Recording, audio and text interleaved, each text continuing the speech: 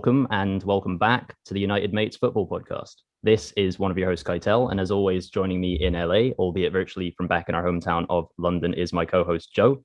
And then, of course, we also have a very special guest on the podcast, as we like to do.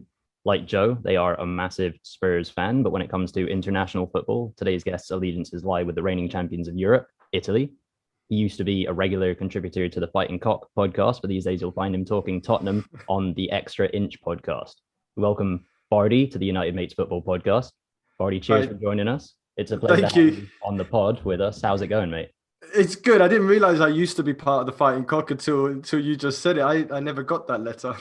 I've retired you apparently, as I did with Simon Cox from his professional playing career. So I've got a bit of a reputation and a problem with that. I'll have to rein myself in from cancering people. Nonetheless, this is usually the part of the podcast where I'll have a bit of a pop at Spurs before I hand things over to Joe. But today, of course, I'm outnumbered. And besides, we've got plenty of Spurs chat to come. So no doubt I'll have my opportunities to talk some smack as we go. But Joe, for now, I'll just stick with how's it going?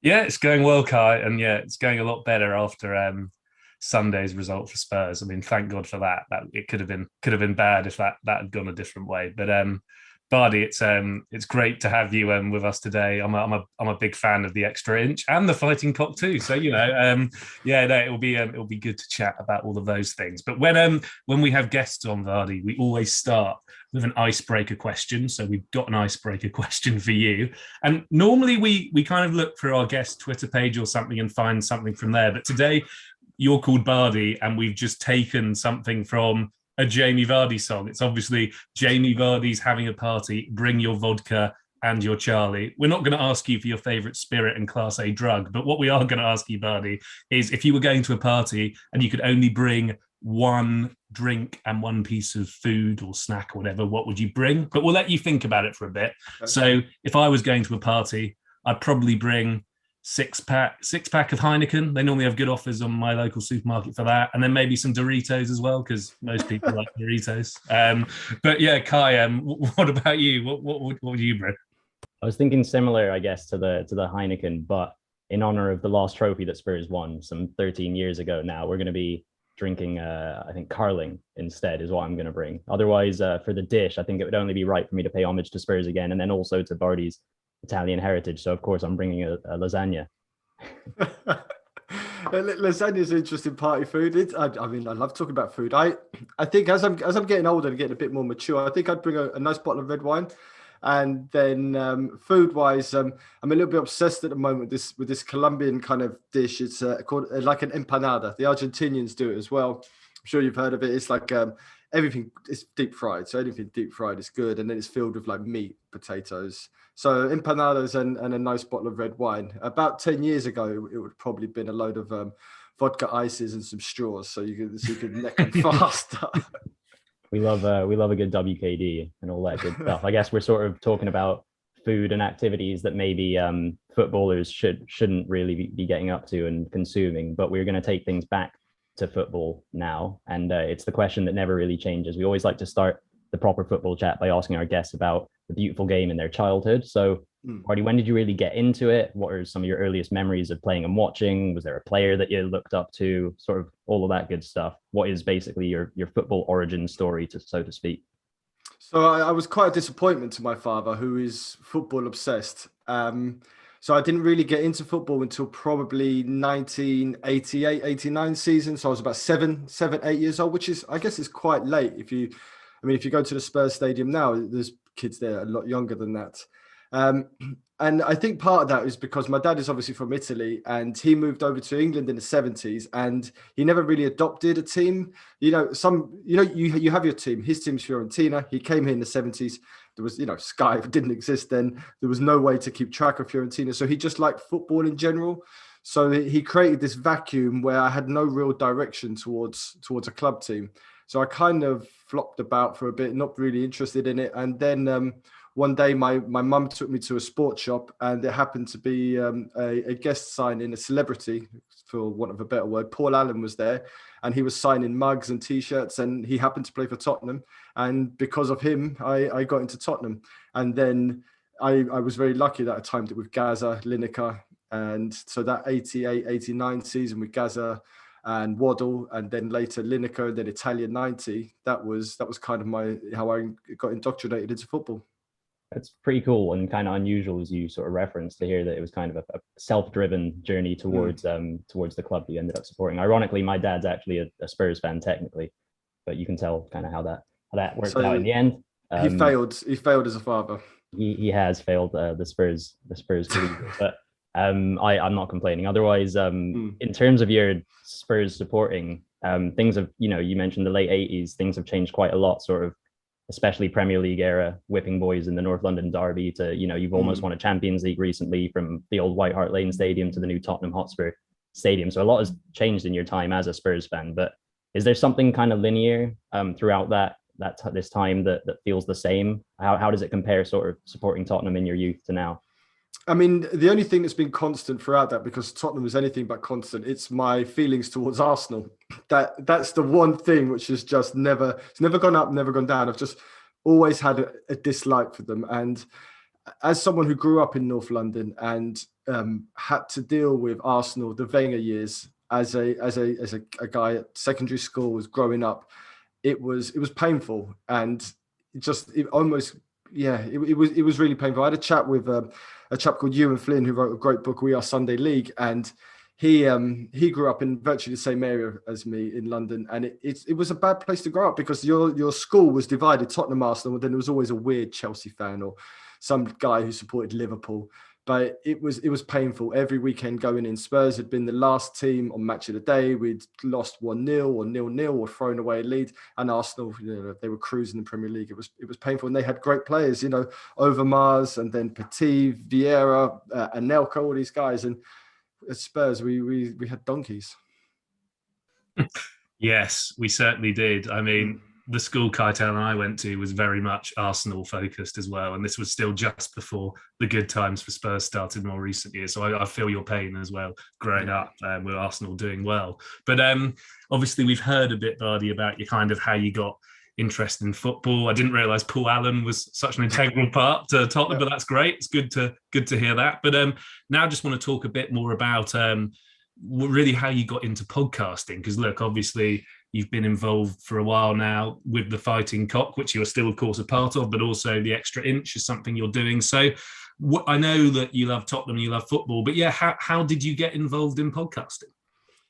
Writing and talk. I mean, I've always spoken about football since I got into it. I've always spent half my time thinking about it, dreaming about it. But writing was always something I kind of did on the side. And after university, I didn't follow my degree. I started doing other things, and I was always kind of looking for something which was calling to me. And I remember my mum said to me, just go, why didn't you go back to writing? So I quit my job and went back and did a NCTJ, which is like a national, I can't even remember what it stands for now, National Certificate in Journalism, something like that. And I started writing, and I got into it. And then the lecturers were like, start writing about something that you care about. So I started a blog writing about F1 and football in general. And then I was just like, this is a bit too vague, too generic. I care just about Tottenham. So I started writing about Tottenham, and I started reading. I don't know if anyone's out there wants to start blogging, you've got to read Spooky, Dear Mr. Levy. He's the godfather of Tottenham blogging. So I started really focusing on what he was writing, and then obviously I saw he was associated with the Fighting Cock, and they were inviting people to write for their website. So I just started. I had a job which was I could finish it within 2 hours, and I just spent the rest of the day just blogging, and I was blogging a couple of times a day, and then I just started regularly appearing on their blogs, and then they invited me onto the podcast, and we have the same outlook on football and life, and we gelled really well, and they've become like my best friends, and then. I don't know. It just with Windy, we saw football a little bit differently. I still am a little bit obsessed with the history of it, and of course that's very ingrained with my beliefs in Italian football. And then we along with Nathan, decided to do something else according to Spurs, and we started the Extra Inch. Yes, you did. You started the Extra Inch, and that leads me on to my next question perfectly, actually, because look, I'm a big fan of the Fighting Cock and the Extra Inch. I listen to both of them, and whilst they're part of the same thing, they're quite, I suppose, quite quite different in many ways. There's a slightly different style to both of them, to put it mildly, I guess. But obviously, look, you've been on both of them a number of times. So what's interesting to me, given you've been on both of them, what is your favourite thing about each of those podcasts and sort of why? Because they're obviously a bit different. Yeah, what I love about the Fighting Cock is the tangents it sometimes spins off on. And I think that the Fighting Cock at its best is when there's 3 or 4 people together in the room and there's an energy to it. And even when you've lost, there's still that kind of happiness of being together with your friends and having a beer. And it still resonates, even when now they're having to do it via Skype. It still resonates. It's just talking about football with them can get it off your chest. So I think with the Fighting Cock, it's very much the kind of we're in this together kind of spirit. And with the extra inch, it's nice to hear Nathan and Windy's takes on the game, because even though perhaps I don't always agree with him, which I don't, it's nice to see football from a different side and look at it almost a little bit cleaner and a little bit through the kind of mist of anger and beer and everything else, and just see the positioning. And that's so I like the Fighting Cock because it's like talking with your mates to get it off your chest. And then the extra inch is very much, these are the reasons why it's going wrong, and this is why there's a cause for hope here.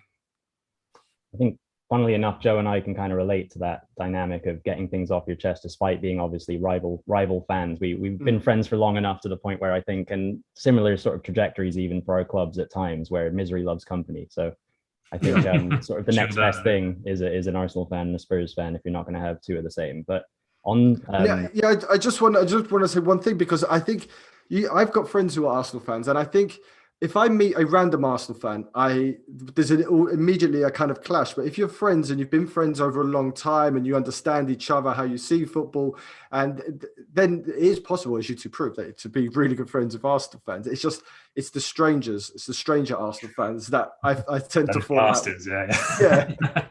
If I get to know an Arsenal fan over a period of time, then generally I can tend to like them a little bit. Yeah. No, you're quite right. Off the bat, there's always that kind of suspicion, it goes both ways. I can definitely say when I come across, it's rare that I come across a Tottenham fan in Los Angeles, but on the occasion that it's happened, I'm sort of not quick to let them into my friend circle necessarily. But we're gonna move on to a game which I'm actually quite excited about, because we haven't played this one in a while. It's an old favorite of ours on the pod, and it's called Yeah. And the game is simple. I'm thinking of a player. Joe and Bardi have to guess who that is. They can ask any and as many questions as they'd like. Play along if you're listening. To give everyone a bit of help, these players will be related to both Tottenham and to Italian football. So I know I've sort of given you a pretty vague place to start, but there's going to be 3 of them if we have time. But this first player, just start asking whatever questions you'd like, and eventually one of you guys is going to get it. Is he Italian? The first one is not Italian. Okay. Did he play for Tottenham? All of these players have played. Oh, they did. They all played. I didn't know if it. Okay, so that's a terrible question. Is he currently playing for Tottenham? No. Is he a midfielder? He is a defender. A defender. Okay. Is he Romanian? Bardi's got the first one. Oh, God, that's nice. Go on then, Bardi. Vlad Kiric, no? Yeah, indeed. Playing for Sassuolo these days after having played for Napoli as well. So that's the Italian link. Well done. Yeah, well done, Bardi. I think we'll see, I guess, how these next two go. Moving on to number 2. Yeah, go for some questions. Is he playing for Tottenham currently? No. Is he playing in Serie A currently? Yes, he is. Yes, he is. Okay. I had to look and see if it was in Serie B or not, but no, it's in Serie B. Okay. Is he left-footed? I think Bardi might have this one too. Is it Iago Falque? Yeah, it is. Full circle on the Italian thing, because what he started with Juventus. It was weird when he didn't really. He played maybe 2 or 3 times for Spurs in the cup, but yeah, he didn't really get a chance at Tottenham. He did pretty good in Italy. He had moments, maybe it was at Torino, which got him a move to maybe Roma. He went to a big club, and it didn't kind of work out. But now I'm kind of out. I'm kind of out of weird ex-Tottenham players in Serie A. So this one might be a bit more challenging. Well, the difference between this last one and the first two that Bardi got so impressively is that this guy's retired, Okay. but the kind of lineage is similar in terms of having played for Tottenham and some Serie A involvement. I think I might have it. Yeah. Well, I don't know if he's retired, but I'm just going to say, is it he's definitely- Reto Ziegler? No, although he did play for Sampdoria, that would have been That was the. put in. I don't know if he's retired.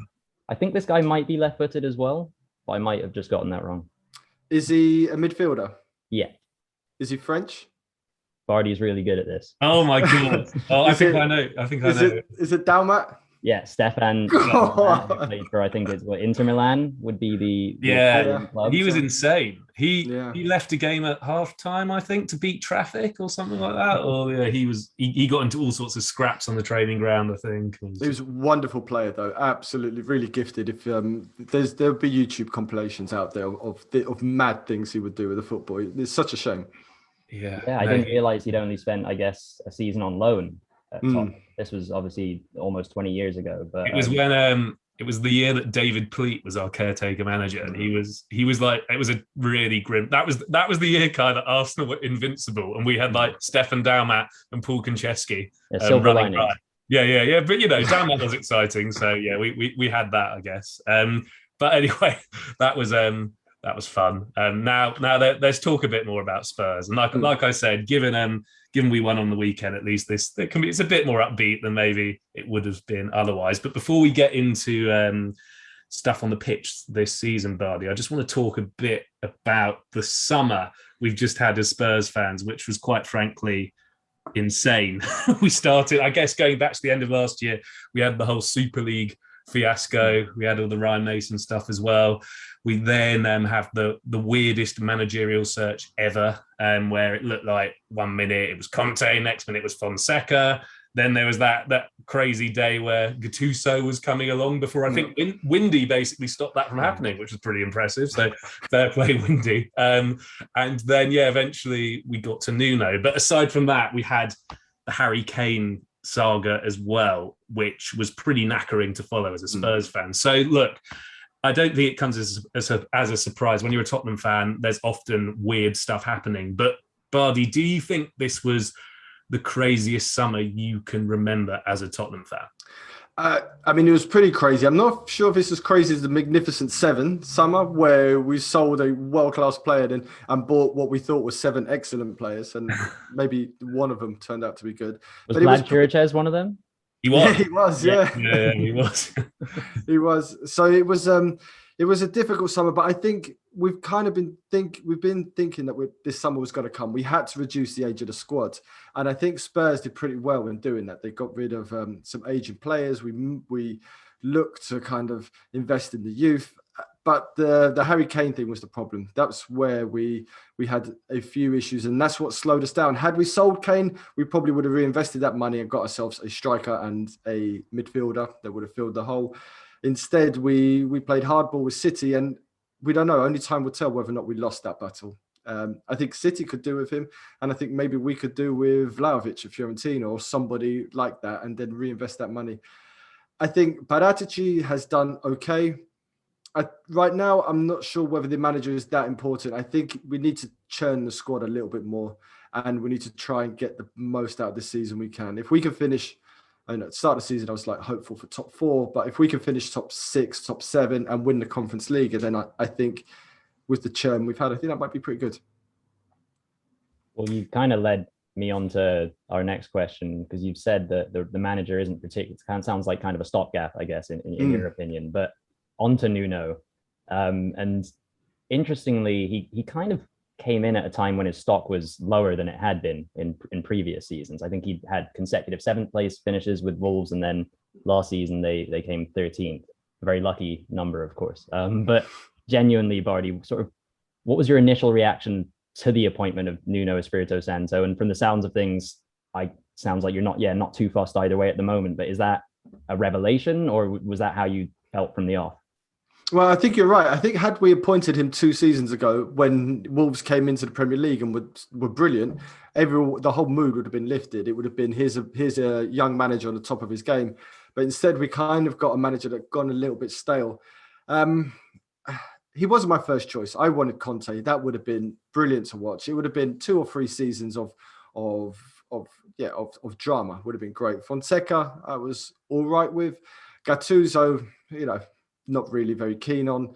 So Nuno is a good fit. Potter would have been good. I know Windy loves Potter and he's probably team Potter, but Potter seems unwilling to take that risk, and I'm willing to work with Levy. So Nuno is kind of what we've ended up with.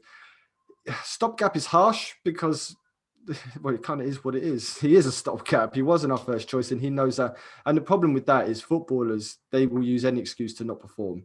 So they know this guy is not going to be there long term, and perhaps that's affecting the performances. But I'm hoping the quality within the squad can get us through this year.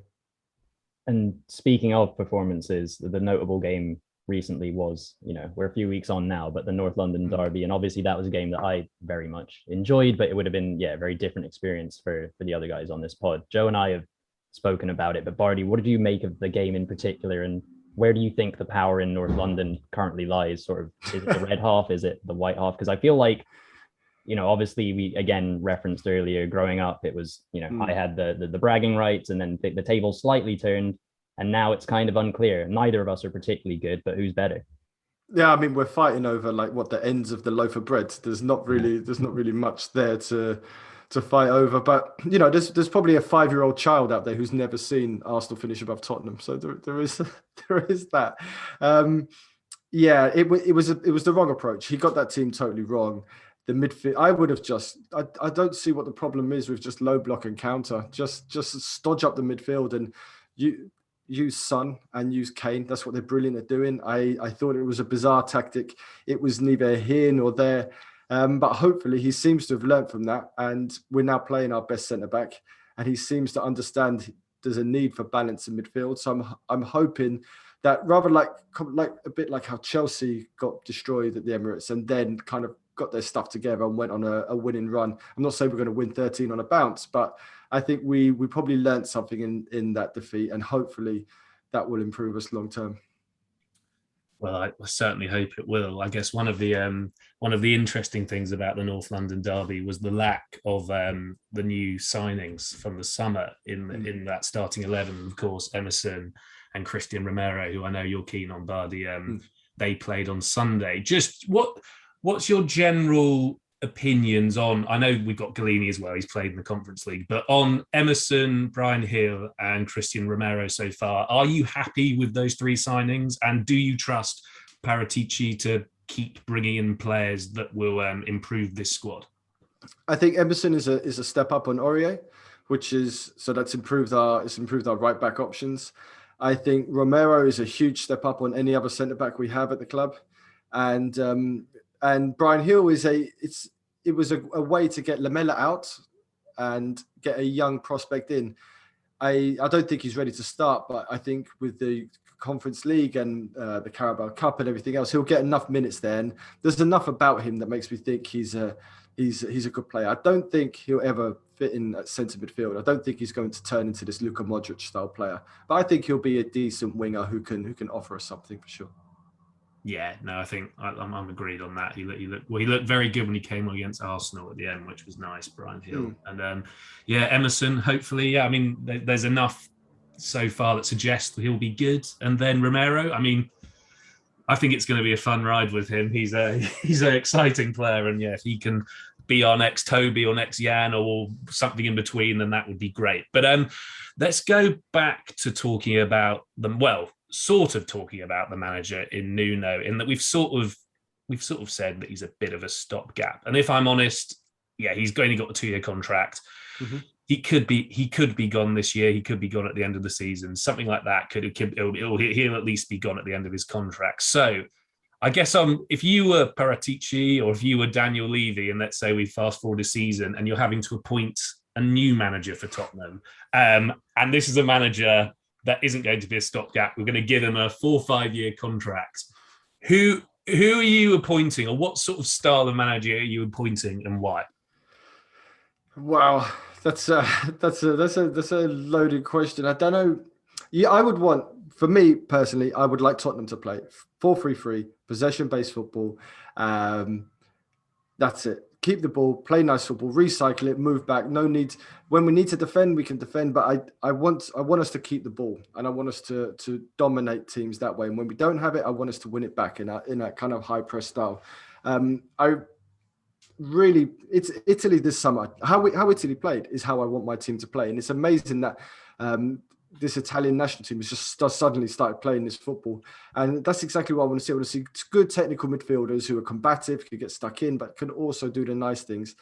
I think to do that, we'll probably need to go for, I don't know, maybe an Italian manager. I'd quite like to see something, but then I'm quite into let's do something exciting. Let's the football Gasperini's got them playing at Atalanta on a shoestring. If you look at the amount of players that they've sold and the amount of money that he's made off those players, he's a proper coach who teaches players.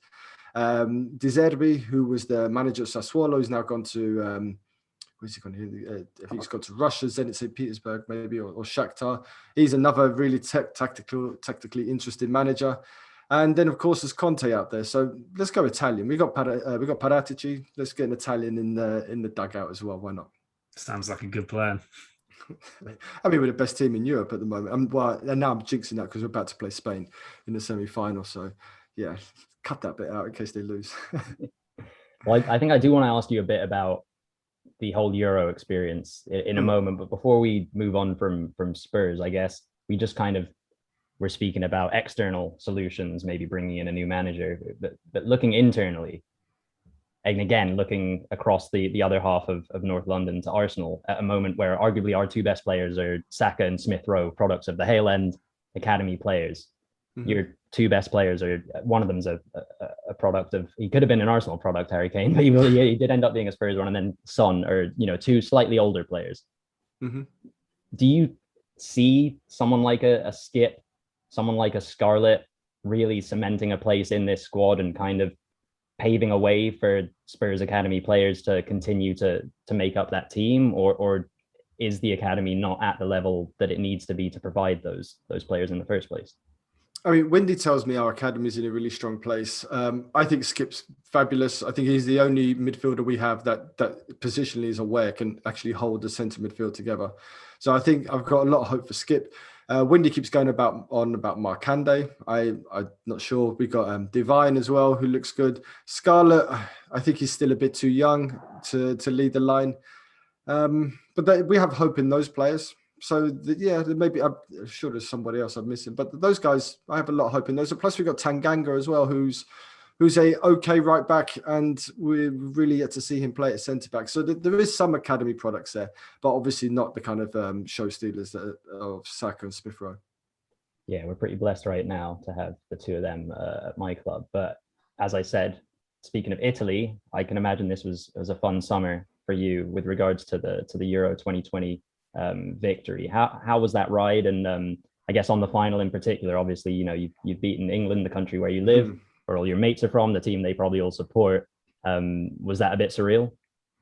It was, first of all, it was nice to be back in groups, because obviously the last Premier League season, everybody had been watching football from home. So it was the first time you could gather again. And I went to the Austria game because it was at Wembley, and I went to the semi-final against Spain because it was at Wembley. I decided to avoid the Euro final. I did get offered tickets, but I was just like, no, it wouldn't have been wise. Plus I caught COVID, which kind of ruined the day. But it was an amazing tournament for Italy, because we started it in the right manner.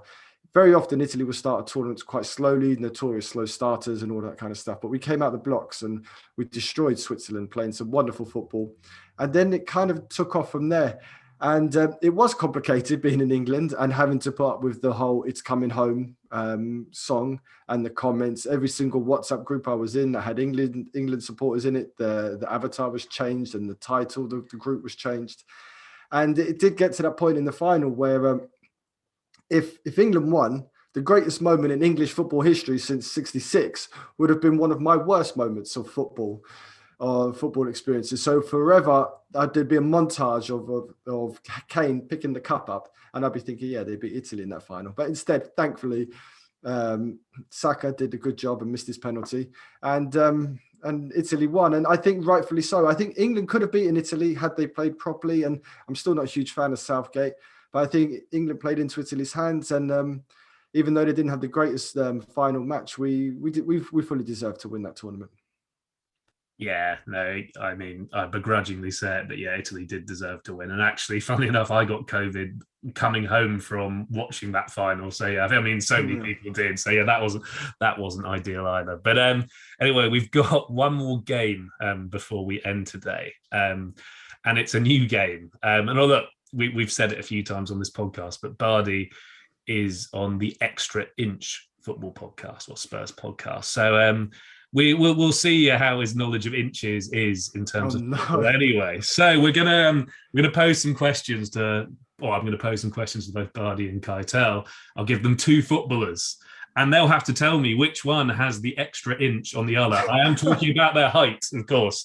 I think we can't speculate on other things, but yeah, I'll give you some names, and then we'll see what you think. And I'm going to start with two Premier League strikers that shared the same surname, Marcus Bent and Darren Bent. Who do you think was taller? I'll start with Bardi. I think Marcus Bent was bigger. You think Marcus Bent was bigger? Yeah. Okay, nice. Kai, what about you? You going with the journeyman Marcus or the ex-Spurs striker Darren? I usually like to kind of spice it up by going for the opposite, but my first thought was also Marcus Bent, so I'm going to have to stick with that. You're sticking with Marcus. That was a sensible decision, to be fair, because it turns out Marcus Bent is 6 foot, Darren Bent's only 5'11", and there we go. So that was the first one. We got four more of these for you. We've got ex-Spurs magician Luka Modric, or ex-Man City magician David Silva. Kai, we'll start with you this time. Who's taller? Ooh, they're both tiny. I'm gonna say that David Silva is taller. Okay, Kai's gone with David Silva. Bardi, what about you? Yeah, I think so. I think Modric is tiny. He's I think one of the first. I took my wife to watch Spurs, and Peter Crouch stood next to Modric, and she just burst out laughing. She was like, "What is that? How can a football team have such size discrepancies?" So I'm going to go David Silva. I think that's a sensible answer as well. Although, I mean, we can take this up with Wikipedia. Apparently, it's Luka Modric. But I mean, is Luka Modric 5'8"?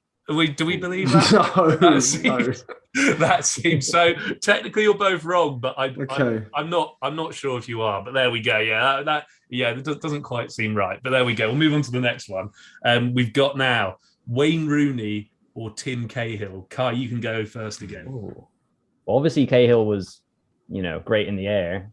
Rooney had a couple seasons where he scored a bunch of headers. But was it because he had a leap, or was it because he had the extra inch, Tim Cahill? I just gut feeling tells me Tim Cahill's an inch taller than Wayne Rooney. Okay, that's Kai's gut feeling. What's your gut feeling, Bardi? I'm going to split the difference and go Rooney. I'm going to chance it. There we go. Yeah, let's give Wayne a chance. Sadly, Kai's got it right. Tim Cahill, he's 5'10". Wayne Rooney only 5'9", apparently, which makes sense. Although he did have that one season, Rooney, where he was quite good at headers. But there we go. Now we move on to the class of '92. We've got Ryan Giggs and David Beckham. Bardi, who's taller? I think Beckham is shorter than a lot of people think. So I'm going to go Giggs is taller. Okay, you're going Giggs. Kai, what about you? Who are you choosing? Logic was kind of giving me the same sort of notes in my head as what Bardi mentioned. But again, just to keep it interesting, I'll flip the script and go with, I'll say Beckham was taller. You're right, Kai. Well, again, this is according to, I feel the Luka Modric thing might have blown this whole quarter. But David Beckham is 5'11", apparently. Giggs no. maybe it's the players that maybe they're editing their heights on Wikipedia. I think 5'8" for Modric or 5'11". So Beckham is just a little bit shorter than me. I don't know. I don't think so. Footballers are deceptively big. I bumped into Jan Vertonghen in a restaurant in London, and I went over and had my photo taken with him, and I had to really lift my arm up to get it up and round his shoulders. And he was a man mountain, but he never actually looked that big on the pitch. I remember seeing Fabianski at a hospital, and I can't remember why I was there, but he, I think, had hurt his shoulder at the time. Guy was, obviously he's a goalkeeper, but he was massive, and not just like tall, he was just a unit. But We've got one more of these, huh, Joe? Yeah, we've got one more. Who's got the extra inch, or who doesn't? But I've got two quite big guys this time. I've got Patrick Vieira or Zlatan Ibrahimovic. Oh, okay. I think Zlatan is. It's probably his ego adds inches to him. He's got one of those. He's got one of those personalities that you just think will be taller because of his mouth. I'm gonna go Vieira. I'm gonna change. Yeah, if Zlatan's a myth, I'm gonna go with Vieira. Zlatan's a myth, but Kai, who is taller? If you take his ponytail away, then give them both the Patrick Vieira haircut. I probably would have gone with Vieira as well, but again, I think I'm in the lead right now, so I might as well split the difference and go for Ibra. You've just gone 3-0 up, Kai. Apparently, it is Zlatan. Okay. He's 6'5", Vieira 6'4". I mean, they're both big guys, They're big. Yeah, well, I think what we've learned from this is we can't trust Wikipedia when it comes to heights. Yeah. that's the main thing. So maybe Bardi knows more about the extra inch or two than he realizes. But sadly, we've actually come to the end of the podcast. So I want to thank my co-host Keitel, as always, and then of course a very big thank you from the both of us to Bardi for joining us. I mean, we hope you've enjoyed being our guest. I certainly have. I was listening to you yesterday actually on the extra inch. But how can our listeners best follow you and all that you're up to, Bardi? Oh no, great! Thanks for the invite. You can follow me at Bardi TEI. There was a bit of scandal when I changed it from TFC for the Fighting Cock, so it's now Bardi TEI. And well, you can find us on Patreon at patreon.com/the extra inch. We've got a great little Patreon community. We've got Nathan's videos. We've got extra content, nice little Discord chat as well. And you can follow us at the extra inch at the extra inch. Wicked. Thanks again, Bardi. I think we'll probably have to get Nathan on next. We've had Flav, Windy, and yourself, and you guys are doing brilliant things on the extra inch and on the Fighting Cock, which you are still obviously contributing to, despite what I said at the beginning of the episode. But yeah, all the best, Bardi. To our listeners, if you enjoyed today's chat, please do follow us wherever you like to stream your podcast. Just look for United Mates Football Podcast. You can find us the same way on YouTube if you feel like putting some faces to these voices. Don't forget to click that subscribe button while you're at it. And on Twitter, Instagram, and Facebook, we are at United Mates FP. So give us a follow there. For all of that content and more in one place, you can visit our website. That's unitedmatesfp.com. Until next time, everyone, take care of yourselves and take care of each other. Goodbye.